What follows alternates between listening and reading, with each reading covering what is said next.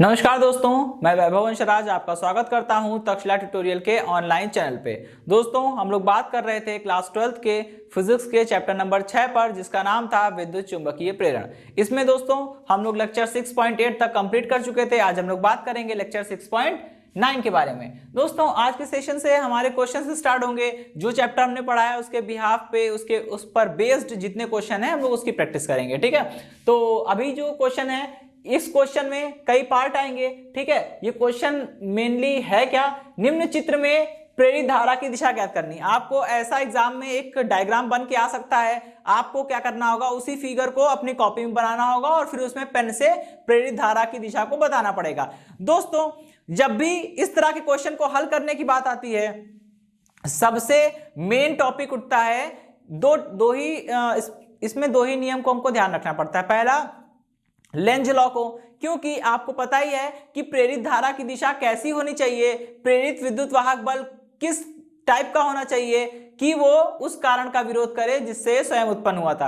पहला तो Lenz law को ध्यान में रखना है, हमेशा जब भी प्रेरित धारा की दिशा निकालेंगे लेंज लॉ को ध्यान में रखना है। दूसरा, आप प्रेरित धारा की दिशा निकालने के लिए या तो लेंज लॉ को ध्यान में रख के सॉल्व कर लीजिए, या दूसरा तरीका यह है कि आप फ्लेमिंग के दाएं हाथ का नियम उसका भी यूज कर सकते हैं। फ्लेमिंग के दाएं हाथ का नियम यूज करने से आपको डायरेक्टली प्रेरित धारा की दिशा मिल जाएगी। तो दोस्तों, आपके पास केवल दो रास्ते हैं। पहला रास्ता, लेंज लॉ को फॉलो करिए और बेसिक कॉन्सेप्ट का यूज करके उसको निकाल लीजिए डायरेक्शन। ठीक है, दूसरा तरीका क्या है, दाएं हाथ के नियम का प्रयोग कर लीजिए, फ्लेमिंग के दाएं हाथ का नियम। हम दोनों ही तरीके से बताएंगे और देखिएगा डायरेक्शन हमेशा वही आएगी जो आनी है। ठीक है, आप दोनों में से कुछ भी लगा सकते हैं। खैर चलिए, यहां पे आपको दिख रहा है कुंडली है। ठीक है, यहां पे अपनी इच्छा के लिए आप चाहे तो यहां कोई गैल्वेनोमीटर जोड़ सकते हैं ताकि अगर करंट आएगी तो आपको पता कैसे चलेगा। ठीक है, देखिए अभी क्या है, इस डायग्राम में दिख रहा है ये एक कॉइल है रखी हुई है, इधर से एक मैग्नेट है, वो मैग्नेट आगे की ओर बढ़ रहा है,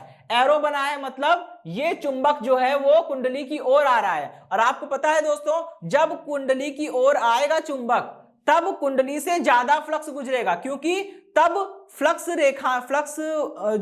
क्या होती है, बल रेखाएं तो होती हैं। जब कुंडली के पास आएगा चुंबक तो कुंडली से ज्यादा बल रेखाएं गुजरने लगेगी, और जब कुंडली से ज्यादा बल रेखाएं गुजरेगी तो उससे ज्यादा फ्लक्स गुजर रहा है। और जब फ्लक्स ज्यादा होगा, मतलब फ्लक्स पहले कम था, धीमे धीमे चुंबक पास आ रहा है, जैसे जैसे चुंबक पास आएगा बल रेखाओं की संख्या ज्यादा गुजरने लगेगी, मतलब फ्लक्स बढ़ने लगेगा, और फ्लक्स में ये जो चेंज हो रहा है इसी के कारण प्रेरित धारा उत्पन्न होगी। अब आपके पास दो तरीके हैं। ठीक है, पहला तरीका तो ये है कि यहां पे अभी हम लोग लेंज लॉ यूज करेंगे और लेंज लॉ यूज करके हमको इसकी डायरेक्शन बतानी है। आपको पता है दोस्तों कि लेंज लॉ कहता है प्रेरित धारा को ऐसा बनाएंगे हम लोग, ऐसी दिशा होती है प्रेरित धारा की कि वो उस कारण का विरोध करे जिससे उत्पन्न हुई है। अब आप समझिए, प्रेरित धारा क्यों उत्पन्न हुई, क्योंकि फ्लक्स में परिवर्तन हुआ। फ्लक्स में परिवर्तन क्यों हुआ, क्योंकि ये चुंबक जो है वो इसके पास आ रहा है। ठीक है, अब चुंबक को पास आने से अगर हम रोक दें तो फ्लक्स नहीं बढ़ेगा, और फ्लक्स नहीं बढ़ेगा तो अच्छी बात है, प्रेरित धारा नहीं उत्पन्न होगी। भाई, प्रेरित धारा का काम क्या है, अपने जिस कारण से वो उत्पन्न हुई है उसी का विरोध करना। तो अब प्रेरित धारा की दिशा को ऐसा सेट करेंगे इसमें कि ये इस चुंबक को पास आने से रोके। आपको पता है दोस्तों कि अगर मान लीजिए कुंडली के एक सिरे से आप झांकिए, कुंडली के एक साइड से आप देखिए, जब आप कुंडली के एक साइड से देखेंगे अगर उसमें धारा की दिशा एंटी क्लॉकवाइज है, ठीक है, अगर उसमें धारा की दिशा एंटी क्लॉकवाइज है तो वो हमेशा नॉर्थ पोल की तरह बिहेव करेगा। इसका जस्ट रिवर्स, अगर उस साइड से देखने पर कुंडली में धारा की दिशा जो है वो क्लॉकवाइज है तो वो हमेशा एक साउथ पोल बनेगा। ठीक है, यहां भी कुछ ऐसा ही हो रहा है। आपको पता है इस चुंबक को पास आने से रोकना है तो कुंडली का ये वाला सिरा साउथ की तरह बिहेव करना चाहिए, और साउथ की तरह बिहेव करने के लिए इसको नॉर्थ की तरह बिहेव करना पड़ेगा। अब इसमें करंट की डायरेक्शन कैसे रखेंगे कि नॉर्थ की तरह बिहेव करे, ये डायरेक्शन ऐसी होनी चाहिए, या इधर से अगर आप देखेंगे तो डायरेक्शन कैसी होनी चाहिए, ऐसी डायरेक्शन होनी चाहिए। ठीक है, तो मतलब ये नीचे की ओर आना चाहिए। ठीक है, ये ऐसे, ये ऐसे। ठीक है, तो ये हो गई इसकी डायरेक्शन। ठीक है, ये ऊपर जा रही है और यहां से ये इधर से घूमती हुई नीचे। ठीक है, ये यहां से वापस। अच्छा, अब क्या होगा, जब इस तरह की डायरेक्शन हो जाएगी करंट की, तो ये वाला सिरा जो होगा वो साउथ की तरह बिहेव करने लगेगा, क्योंकि अगर आप इधर से देखेंगे कॉइल के अंदर तो यहाँ पे करंट की डायरेक्शन कैसी हो जाएगी, क्लॉकवाइज हो जाएगी। और क्लॉकवाइज डायरेक्शन जब होती है, करंट की डायरेक्शन क्लॉकवाइज होती है, तो वो साउथ की तरह बिहेव करता है। और इधर से देखेंगे तो आप देख पाएंगे कि करंट की डायरेक्शन एंटी क्लॉकवाइज है, और जब करंट की डायरेक्शन एंटी क्लॉकवाइज है तो ये नॉर्थ की तरह बिहेव करेगा।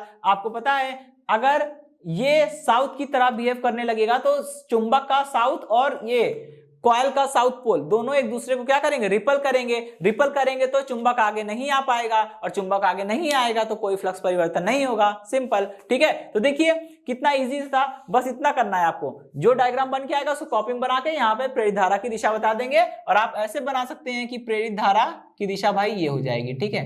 यहाँ आप ऐसे लिख भी सकते हैं कि प्रेरित धारा ये इस डायरेक्शन में बहेगी, ठीक है, ऐसे सर्कुलेट होगी। चलिए दोस्तों, ये क्वेश्चन समाप्त हुआ। अब हम लोग बढ़ेंगे अपने नेक्स्ट क्वेश्चन की ओर, मतलब इसी के पार्ट 2 पर। ये पार्ट 1 था, अब पार्ट 2 पर चलेंगे हम लोग। दोस्तों अब आइए देखते हैं अपने सेकंड क्वेश्चन को, ठीक है। देखिए सेकंड क्वेश्चन में यहाँ पे 2 कॉइल रखी है, पहली कॉइल और ये दूसरी कॉइल, ठीक है। यहाँ पे आपके पास 2 कॉइल रखी है। अब इसमें पहली कॉइल और दूसरी कॉइल के बीच में एक चुंबक है, ठीक है। हमको क्या करना है, या हम क्या कर रहे हैं, हम इस चुंबक को बार बार आगे पीछे बैक एंड फोर्थ मूव करा रहे हैं, ठीक है। अब देखिएगा जरा, और इस क्वेश्चन को समझने बाद हम एक बेसिक सा कॉन्सेप्ट भी समझेंगे, ठीक है, जिससे आपको ये समझने में आसानी होगी कि लेंज का लॉ सच में होल्ड करना ही चाहिए, कितना इंपॉर्टेंट है भी आपको पता चल जाएगा, ठीक है। देखिएगा यहां पे आप इस चुंबक को पकड़ेंगे और आगे पीछे ऐसे ऐसे गति कराते रहेंगे, ठीक है। जब मान लीजिए किसी क्षण आप इस चुंबक को पहली वाली कॉइल, ठीक है, इसको हम कॉइल 1 बोल सकते हैं, इसको हम कॉइल 2 बोल सकते हैं, ठीक है। जब हम इसको पहली वाली कॉइल के पास लेकर आ रहे हैं तो क्या हो रहा है, ये चुंबक का दक्षिणी सिरा है, दक्षिणी ध्रुव है। ये दक्षिणी ध्रुव जब चुंबक की कॉइल की ओर जब गति करेगा तो कॉइल में प्रेरित धारा उत्पन्न होगी। क्यों? क्योंकि कॉइल से गुजरने वाले फ्लक्स के मान में वृद्धि हो रही है।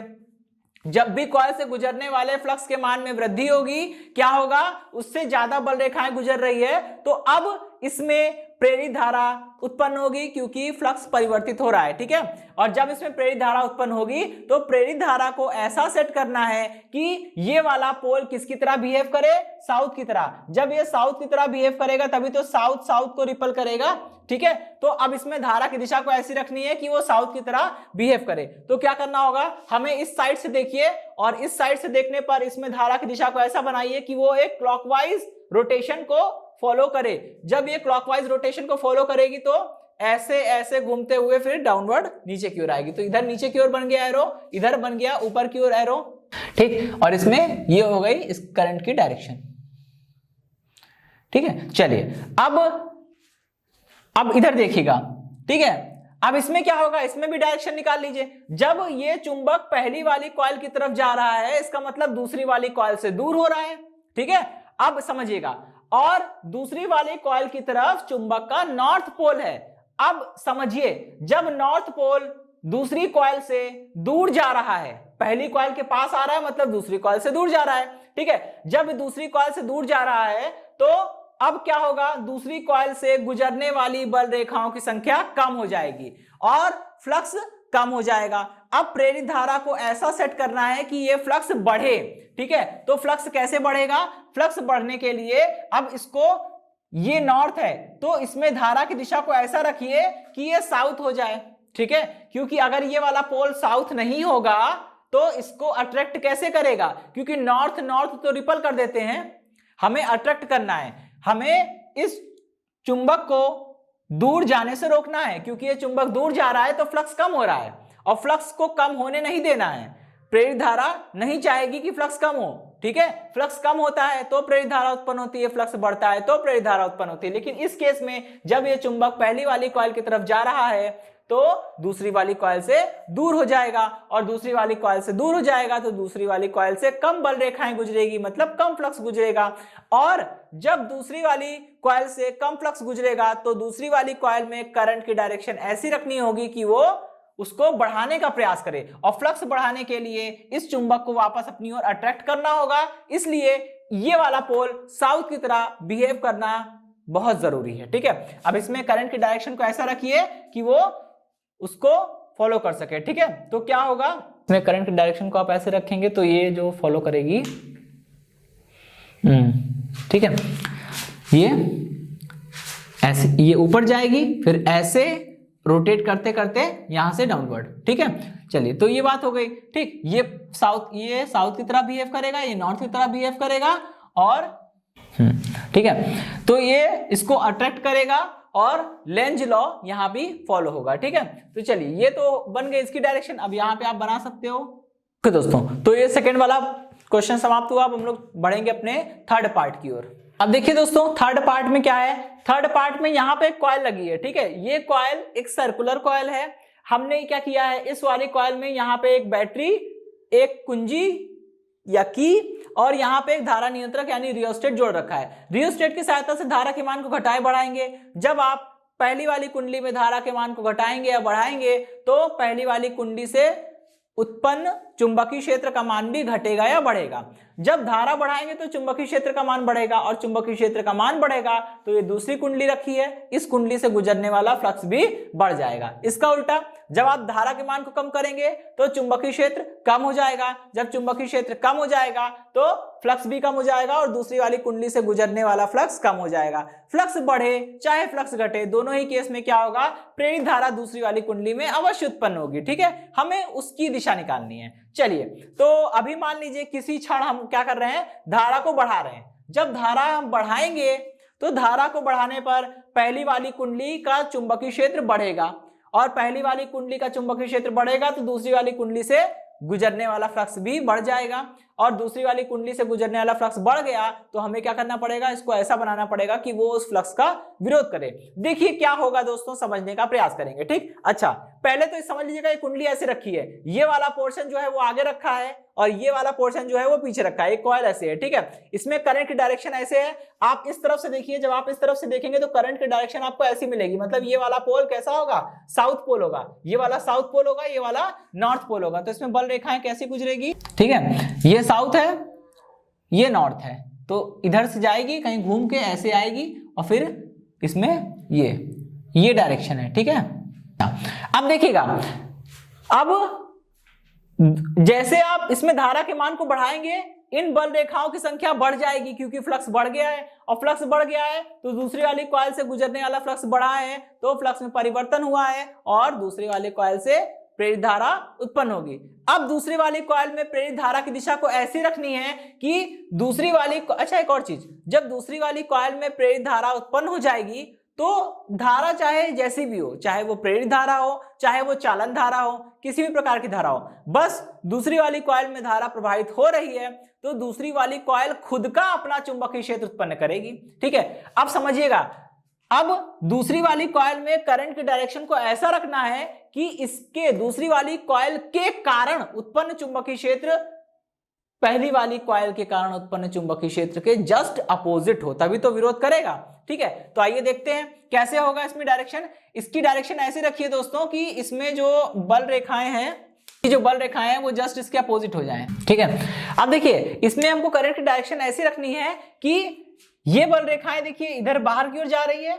ठीक है, तो इसमें बल रेखाएं अंदर की ओर आनी चाहिए, यानी इसमें डायरेक्शन ऐसी होनी चाहिए। इसको हमें कुछ ऐसा बनाना है। ठीक, तो अब आप देखिए, बल रेखाएं इस साइड, जब दूसरी वाली कुंडली की खुद की बल रेखाएं इधर से अंदर जाएगी, उधर से बाहर निकलेगी। ठीक, ये बाहर, तो आप समझ रहे हैं ये वाला पोल कैसा होना चाहिए, ये वाला पोल होना चाहिए साउथ, सॉरी ये वाला पोल होना चाहिए नॉर्थ, क्योंकि बल रेखा अंदर जा रही है। हाँ ठीक है, तो ये साउथ होना चाहिए, ये साउथ होगा तभी तो इस साउथ को रिपल करेगा। आप ऐसे भी समझ सकते हैं, रिपल करेगा तभी चुंबकीय क्षेत्र अपोजिट होगा, तभी यहाँ पे लेंज लॉ फॉलो होगा। तो इसमें करंट की डायरेक्शन को कैसा रखें, इस तरह से देखिए, करंट की डायरेक्शन को हमें ऐसे रखना है, क्योंकि क्लॉकवाइज स्ट्रक्चर होना चाहिए। तो ये हो जाएगी इसमें करंट की डायरेक्शन।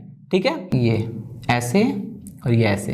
ठीक, तो बस इतना सा करना है आपको। ये हो गई प्रेरित धारा की दिशा। इस तरह से आप इस तरह के क्वेश्चन को सॉल्व कर सकते हैं। ठीक है, अब हम बढ़ेंगे अपने क्वेश्चन नंबर मतलब पार्ट नंबर 4 पर। ठीक है दोस्तों, देखिए क्वेश्चन नंबर 4 क्या है। क्वेश्चन नंबर 4 में आपको एक चुंबकीय क्षेत्र दिखाया गया है। आपको पता है अगर ये क्रॉस बना हुआ है तो क्रॉस का मतलब क्या होता है कि चुंबकीय क्षेत्र जिस भी तल में ये डायग्राम बना है, ठीक है, ये डायग्राम कौन से तल में बना है, ब्लैक बोर्ड के तल में बना है, बोर्ड के तल में बना है। ठीक है, तो अगर कहीं भी क्रॉस बनेगा तो समझ जाइएगा कि जो क्रॉस का मतलब होता है चुंबकीय क्षेत्र जो है वो तल के लंबवत है, जिस भी तल पे वो डायग्राम बनाया उस तल के लंबवत है और बाहर से भीतर की ओर है। ठीक है, तो ये बाहर से भीतर की ओर एक चुंबकीय क्षेत्र है, ये एक अनियमित आकार की कोई कुंडली है। ठीक है, और ये कुंडली यहां देखिए नीचे एरो बना है, वी लिखा है, इसका मतलब ये नीचे की ओर गति कर रही है। अब आप समझिएगा दोस्तों, जैसे ये कुंडली गुजरेगी, जब ये कुंडली चुंबकीय क्षेत्र में गति करेगी तो इस कुंडली से गुजरने वाला फ्लक्स लगातार परिवर्तित होता रहेगा